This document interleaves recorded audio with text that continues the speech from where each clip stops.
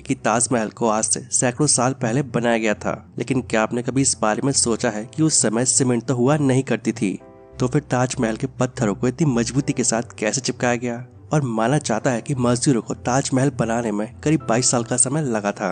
वैसे ताजमहल की कहानी तो आप सभी ने अपने बचपन से ही सुनी होगी, और इस ताजमहल को प्यार की निशानी भी माना जाता है, और इसके साथ ही ताजमहल को इस्लामी कला का रत्न भी कहा जाता है। और ऐसा इसलिए क्योंकि इसे बनाने में जो कलाकारी की गई है वो दुनिया भर के लोगों को अपनी ओर आकर्षित करती है।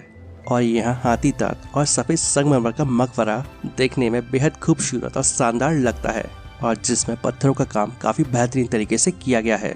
दोस्तों, आपने भी आगरा जाकर या फिर फोटो वीडियो में ताजमहल को तो जरूर देखा ही होगा, और इस ताजमहल को आज से कई 100 सालों पहले बनाया गया था। लेकिन क्या आपने कभी इस बारे में सोचा है कि जब उस समय सीमेंट का आविष्कार ही नहीं हुआ था तो उस समय ताजमहल के पत्थरों को आपस में कैसे चिपकाया गया, और इतने साल बीत जाने के बाद भी ताजमहल आज भी वैसा का वैसा ही है जैसा कि कई सालों पहले था। तो चलिए जानते कि ताजमहल को आज से कई सालों पहले कैसे बनाया गया था। दोस्तों, ऐसा माना जाता है कि ताजमहल को उस समय बनाने में करीब 22 साल का समय लगा था, और इसका निर्माण 1643 में पूरा किया गया था। और ऐसा माना जाता है कि उस समय ताजमहल को बनाने में 32 मिलियन रुपए का खर्चा आया था, और जो आज के समय में करीब 52.8 बिलियन रुपए होंगे। और इस ताजमहल को बनाने में करीब 20,000 कारीगरों ने काम किया था। और साथ ही आपकी जानकारी के लिए बता दूं कि ताजमहल को 1983 में यूनेस्को की विश्व विरासत स्थल के रूप में नामित किया गया था, और साथ ही इसे दुनिया के 7 अजूबों में भी गिना जाता है। दोस्तों, सीमेंट का आविष्कार 1824 में जोसेफ एस्पेन नामक एक व्यक्ति ने किया था, जो कि इंग्लैंड में रहता था, और ये 1811 से सीमेंट बनाने के काम में लगे हुए थे, और 1824 में जाकर ये सीमेंट बनाने में सफल हुए। और दुनिया का सबसे पहला सीमेंट इन्होंने ही बनाया था, जिसका नाम था पोर्टलैंड। और जबकि जो ताजमहल है उसका निर्माण 1631 में शुरू हुआ था। लेकिन गाइस, बिना सीमेंट के ही ये ताजमहल पूरा बन चुका था, और जो आज भी वैसा ही है जैसा कि पहले था। दोस्तों, 1631 में जब सीमेंट का आविष्कार नहीं हुआ था तो उस समय सीमेंट की जगह पर एक खास तरह के पेस्ट को इस्तेमाल में लाया जाता था, और जिसमें कुछ ऐसी चीजें भी होती थी जिस पर आप यकीन भी नहीं कर पाएंगे। दोस्तों, आज मार्बल को चिपकाने के लिए कई सारे तरीके मौजूद हैं, जिनके जरिए संगमरमर के पत्थर को चिपका दिया जाता है। लेकिन उस समय पत्थरों को चिपकाने के लिए और उसका फाउंडेशन बनाने के लिए एक पेस्ट को इस्तेमाल में लाया जाता था, और इस पेस्ट में गुड़, दालें, राल, गोंद, साथ ही और भी कई चीजें जैसे कि दही और कंकड़। दोस्तों, इन सभी चीजों को मिक्स करके एक पेस्ट तैयार किया जाता था, और पत्थरों को आपस में जोड़ दिया जाता था। और दोस्तों, ये जो पेस्ट था ये एकदम सीमेंट के जैसा ही मजबूत था। इसके अलावा ताजमहल को बनाने में कई सारे कीमती और रेयर पत्थरों का इस्तेमाल भी किया गया था, जैसे कि येमेनाइट, एकीक, लेसवाट, फिरोजा, सोलेमानी, मोंगा, यशव, लाशमानिया, टैमरा और पिटोनिया इनका इस्तेमाल किया गया है, और ये सब के सब काफी रेयर स्टोन्स थे। तो चलिए अब आपको ताजमहल से जुड़े कुछ बेहद कमाल के फैक्ट्स के बारे में बताते हैं। ताजमहल को बनाने में 28 तरह के बेशकीमती पत्थरों का इस्तेमाल किया गया था, और जो किसी की भी आंखों को चौंध सकते थे। और इन पत्थरों को चीन, तिब्बत और श्रीलंका के अलावा कुछ और देशों से भी मंगवाया गया था। लेकिन जब भारत पर अंग्रेजों का कब्जा था तो उन्होंने इस बेशकीमती पत्थरों को निकाल लिया था। दोस्तों, शाहजहां चाहता था कि ताजमहल में कोई भी कमी ना रहे, लेकिन ताजमहल में एक छेद है, और जिसका पानी सीधा मुमताज की कब्र पर गिरता है। और कहा जाता है कि जब कारीगरों के हाथ काटने का आदेश दिया गया तो उस समय एक कारीगर ने ये छेद कर दिया था। साथ ही ताजमहल में एक कमी ये भी है कि ताजमहल की दीवारों पर बने 11 नक्काशीदार पिलरों में से एक गोल है, और जबकि जो बाकी 10 है वो तिकोने डिजाइन में है। दोस्तों, ऐसे आपने ताजमहल की मीनारों को तो जरूर देखा ही होगा, लेकिन शायद कभी आपने इस बात को नोटिस किया हो कि ताजमहल की मीनारें थोड़ी बाहर की ओर झुकी हुई है। तो ऐसा इसलिए क्योंकि अगर भूकंप जैसी कोई आपदा आती है तो इसकी जो मीनारें हैं वो बाहर की तरफ गिरे, और बीच में जो गुम्बद है वो सुरक्षित रहे। दोस्तों, मुगल काल में सभी स्मारक लाल पत्थर से बने हुए हैं, लेकिन सिर्फ ताजमहल को ही सफेद संगमरमर से बनाया गया था। और ताजमहल बनाने में रंगीन पत्थर पूरी दुनिया से मंगाए गए थे। ताजमहल में मुमताज और शाहजहां की 2 कब्रें हैं। ऊपर नकली कब्र हैं जिनकी नक्काशी देखते ही बनती है, और इसके नीचे असली कब्र हैं जो साधारण है।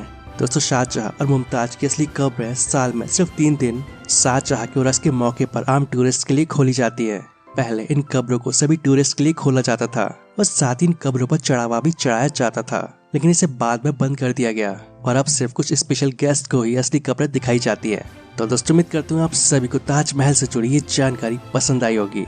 तो अगर आपको ये जानकारी पसंद आती है तो इस वीडियो को लाइक करें और ऐसी इन्फॉर्मेटिव वीडियोस आगे भी देखने के लिए हमारे इस चैनल को सब्सक्राइब कर लें। अमेरिका के पूर्व राष्ट्रपति बिल क्लिंटन जब सन 2000 में भारत आए थे तब ताजमहल को देखने के बाद कहा था, आज मुझे एहसास हुआ इस दुनिया में दो ही तरह के लोग हैं, एक वो जिन्होंने ताज देखा है और दूसरे वो जिन्होंने ताज नहीं देखा है। इस दुनिया में एक से बढ़कर एक खूबसूरत इमारतें हो सकती हैं, लेकिन उनमें से ताज जैसा खूबसूरत कोई नहीं, क्योंकि इसकी बुनियाद में एक बादशाह ने अपना दिल रखा है। आज के इस वीडियो को आखिरी तक जरूर देखना। आप ताजमहल के बारे में 23 ऐसी बातें जानोगे जो शायद ही आपने पहले कभी सुनी होंगी। नंबर 23। हजारों लोग जो ताजमहल देखने आते हैं वो ये नहीं जानते हैं कि वो जो सामने देख रहे हैं वो ताजमहल का पिछला हिस्सा है। दरअसल जो शाही दरवाज़ा है वो यमुना नदी के किनारे दूसरी तरफ है। आज ज़्यादातर लोग ताज वैसा नहीं देख पाते जैसा कि शाहजहां चाहते थे। मुगल काल में ताज तक पहुंचने के लिए यमुना नदी ही मुख्य रास्ता हुआ करती थी। यह एक तरह से हाईवे थी। बादशाह और उनके शाही मेहमान नावों में बैठकर आते थे। नदी के किनारे एक चबूतरा हुआ करता था। नदी बढ़ती गई और वो चबूतरा बहुत पहले ही नष्ट हो गया। बादशाह और उनके मेहमान उसी चबूतरे से ताज का दीदार करने के लिए आते थे। नंबर 22। ताजमहल के मुख्य गुंबद के दोनों तरफ मस्जिदें बनी हुई हैं, जिसकी खासियत है इसके सामने बोलने पर आवाज़ काफ़ी दूर तक लाउड स्पीकर की तरह जाती है। उस दौर में जब माइक और लाउड स्पीकर नहीं हुआ करते थे तब मौलवियों के द्वारा अजान की पंक्तियां यहीं खड़े होकर बोली जाती थीं। नंबर 21। ये कहा जाता रहा है कि शाहजहां ने ताजमहल बनाने वाले मजदूरों के हाथ कटवा दिए थे, लेकिन यह बात एक अफवाह जैसी लगती है, क्योंकि इस बात का कोई प्रमाण मौजूद नहीं है। बहुत से इतिहासकारों का कहना है कि शाहजहां ने मजदूरों और कारीगरों को जिंदगी भर की तनख्वाह देकर उनसे एक करारनामा पर दस्तखत करवा लिया था कि वे दूसरी ऐसी कोई इमारत नहीं बनाएंगे। नंबर 20। ताजमहल की जो 4 मीनारें हैं ये बिल्कुल सीधी नहीं खड़ी हैं, बल्कि ये चारों मीनारें बाहर की ओर हल्की झुकी हुई हैं और इन्हें ऐसा इसलिए बनाया गया था कि भूकंप जैसी कोई आपदा आने पर अगर ये गिरें भी तो बाहर की ओर गिरें, जिससे मुख्य मकबरे को कोई नुकसान न पहुंचे। नंबर 19। कुतुब मीनार भारत की सबसे ऊंची इमारत है, लेकिन शायद आपको यह जानकर हैरानी हो, ताजमहल की ऊंचाई कुतुब मीनार से भी ज़्यादा है। ताजमहल 73 मीटर ऊंचा है, जबकि कुतुब मीनार की ऊंचाई 72.5 मीटर है। नंबर 18। दुनिया में जितनी भी ऐतिहासिक इमारतें मौजूद हैं उनमें से सबसे सुंदर कैलीग्राफी ताज पर हुई है। जैसे ही आप ताज के बड़े दरवाजे से अंदर प्रवेश करते हो, दरवाजे पर लिखा यह सुलेख आपका स्वागत करता है। हे आत्मा, तू ईश्वर के पास विश्राम कर, ईश्वर के पास शांति से रहे तथा उसकी परम शांति तुझ पर बरसे। यह कैलीग्राफी थुलूट लिपि में लिखी हुई है। इस कैलीग्राफी को डिजाइन करने वाले का नाम अब्दुल हक था, जिसे ईरान से बुलाया गया था। शाहजहां ने उसकी चकाचौंध कर देने वाली कला को देखते हुए उसे अमानत उल खां के नाम से संबोधित किया। नंबर 17। जिस समय शाहजहां बादशाह बने वो मुगल सल्तनत का सबसे सुनहरा दौर था, या यूं कहें शाहजहां का ज़माना मुगल हुकूमत की पसंद जैसा था। चारों तरफ अमन और खुशहाली थी। प्रजा के लिए बादशाह का हुक्म ही सबसे बढ़कर हुआ करता था। शाहजहां के बादशाहत में लड़ाइयाँ नहीं होती थीं। वो ज़बरदस्त शानो शौकत ऐशो इशरत का दौर था। बादशाह को बड़ी बड़ी इमारतें बनवाने का शौक़ था। उन्होंने मुग़ल वास्तुकला के साथ भारत के प्राचीन इतिहास को मिला दिया था। नंबर 16, ऐसी भव्य इमारत दुनिया ने पहले कभी नहीं देखी थी। इसके लिए सफ़ेद संगमरमर राजस्थान के मकराना से आया था। जेड और क्रिस्टल जापान से आया था। लेपिस लेजुली अफगानिस्तान से आया था। टर्कोइस तिब्बत से, जेस्पर पंजाब से, सैफायर श्रीलंका से और कर्नोलियन अरब से आया था। कुल मिलाकर ऐसे ही 28 किस्म के बेशकीमती रत्नों को सफ़ेद संगमरमर में जड़ा गया था। इन सभी चीज़ों को विदेश से आगरा लाने के लिए 1000 से भी ज़्यादा हाथी इस्तेमाल में लाए गए थे। नंबर 15, ताजमहल आज से करीब 400 साल पहले 1632 में बनना शुरू हुआ था और ये 22 साल बाद 1653 में बनकर तैयार हुआ। इसका निर्माण 20,000 कारीगरों और मजदूरों ने किया था। वास्तुकला का सबसे शानदार नमूना दुनिया में दूसरा और कोई नहीं। ताजमहल के निर्माण के लिए हर चीज को हीरे की तरह परख कर चुना गया था। ताजमहल की दीवारों पर जो नक्काशी है, इसकी तकनीक इटली के कारीगरों से सीखी गई थी। उज़्बेकिस्तान के बुखारा से संगमरमर को तराशने के लिए कारीगर बुलाए गए थे। ईरान से संगमरमर पत्थर पर कैलीग्राफी करने वाले कारीगर आए थे और पत्थर को तराशने के लिए बलूचिस्तान के कारीगरों को बुलवाया गया था। नंबर 14, 1947 में भारत को अंग्रेजों से आज़ादी मिलने के दौरान अंग्रेजों ने ताज को काफ़ी नुकसान पहुंचाया। उन्होंने लेपिस लेजुली जैसे कई बेशकीमती रत्नों को ताजमहल की दीवारों से खोदकर निकाल लिया और वो उसे अपने साथ ब्रिटेन ले गए। नंबर 13, ताजमहल के मुख्य गुंबद का जो कलश है, किसी ज़माने में वह प्योर सोने का हुआ करता था। 19वीं सदी के शुरुआत में सोने के कलश को बदलकर कांसे का कलश लगा दिया गया था, जो आज भी लगा हुआ है। नंबर 12, दावे के साथ नहीं कहा जा सकता कि ताजमहल को किसने डिजाइन किया था, लेकिन ये कहा जाता है कि 37 लोगों की एक टीम ने मिलकर ताजमहल का नक्शा तैयार किया था। ये 37 वास्तुकार दुनिया के दूर दूर से कोनों से बुलाए गए थे। मुख्य वास्तुकार अहमद लाहौरी को माना जाता है, जबकि कुछ इतिहासकार शाहजहां को स्वयं ताजमहल का मुख्य वास्तुकार मानते हैं। कहते हैं ताजमहल की डिजाइन बादशाह ने स्वयं तैयार की थी। नंबर 11, ताजमहल की नींव बनाते समय ताजमहल के चारों तरफ से बहुत से कुएं खोदे गए। इन कुओं में ईंट पत्थर के साथ साथ आबनूस और महोगनी के लकड़ियों के लट्ठे भी डाले गए। ये कुएं ताज की नींव को मजबूती देते हैं। आबनूस और महोगनी के लकड़ियों में यह खासियत होती है कि इन्हें जितनी नमी मिलती रहेगी, ये उतनी ही फौलादी और मजबूत बने रहेंगे और इन लकड़ियों को नमी यमुना नदी के पानी से मिलती रहती है। नंबर 10, 1653 में जब ताज बनकर तैयार हुआ था, उस समय इसके निर्माण की कीमत करोड़ों में आंकी गई थी।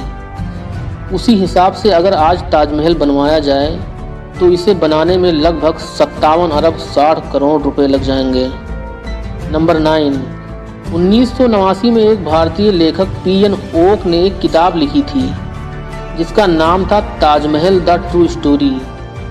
इस किताब में उन्होंने कई तर्कों के साथ ये दावा किया था कि ताजमहल मकबरा बनने से पहले एक शिव मंदिर हुआ करता था और इसका नाम तेजो महालय था।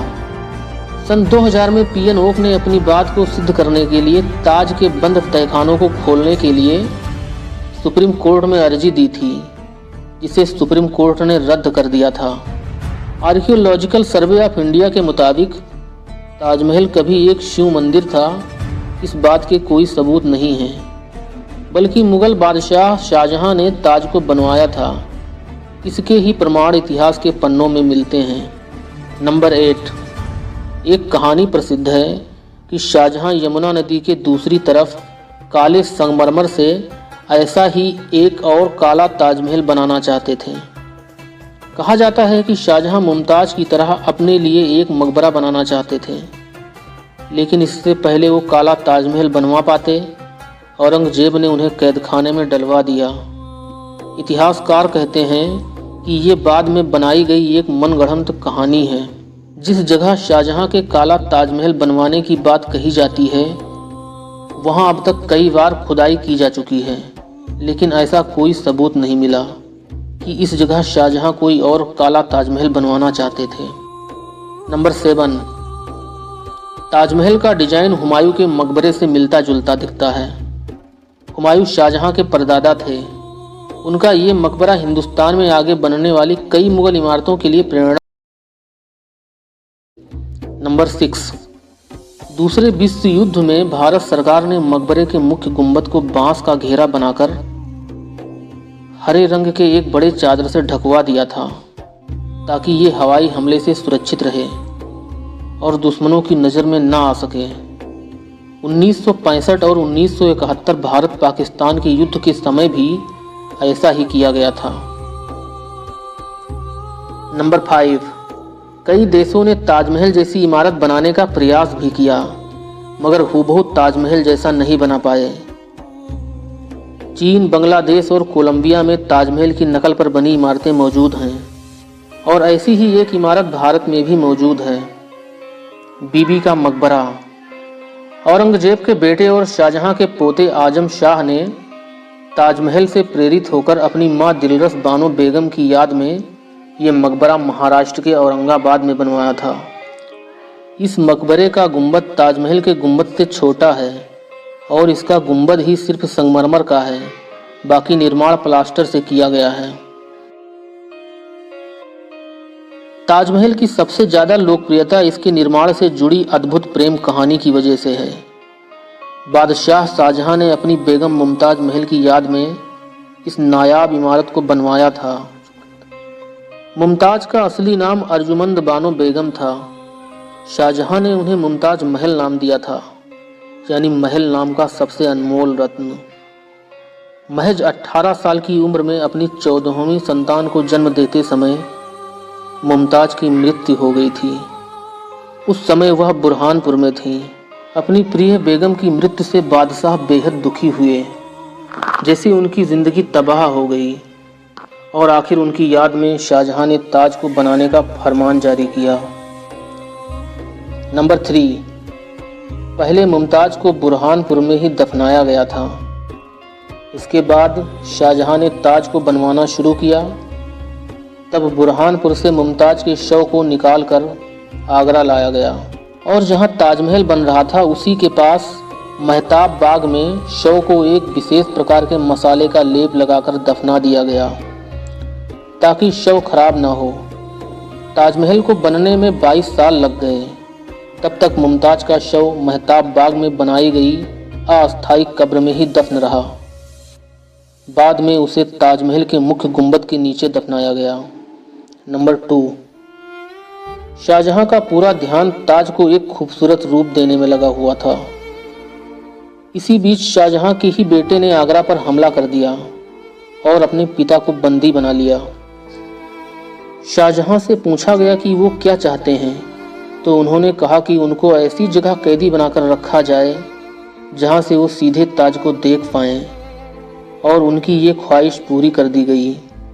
कैद में भी रहते हुए शाहजहां हर वक्त ताज को देखते रहते, और वहीं उन्होंने अपनी ज़िंदगी की आखिरी सांस ली। मृत्यु के बाद उन्हें उनकी इच्छा के अनुसार मुमताज के बगल में ही दफना दिया गया। एक हारे थके बादशाह को भी अगर किसी ने गिरने नहीं दिया, तो वह मुमताज के लिए उनकी बेपनाह मोहब्बत ही थी। जिस लगन से प्रेम और मोहब्बत की ये अनोखी इमारत बनकर तैयार हुई, उसकी मिसाल आज पूरी दुनिया के सामने है।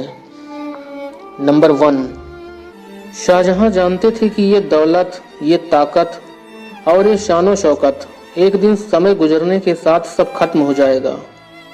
उन्होंने सोचा कुछ ऐसी यादगार चीज़ बनाई जाए जो हमेशा रहे, और शाहजहां ने अपनी प्रिय की याद में ताज को बनवाया।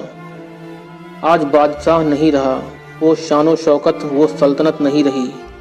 उस सल्तनत को गुजरे हुए कई ज़माने हो गए। बस एक ताज है जिसने बादशाह की सदियों पुरानी प्रेम कहानी को खुद में संजोए रखा है। प्रकृति की गोद में चांद सी जगमगाती ये भव्य इमारत सदियों से दो प्रेमियों के प्यार की अमर कहानी सुनाती आई है और सुनाती रहेगी। अगर आपको ये वीडियो पसंद आई हो तो लाइक और शेयर ज़रूर करना। इस वीडियो के बारे में आपकी जो भी राय हो कमेंट में हमें ज़रूर बताइएगा।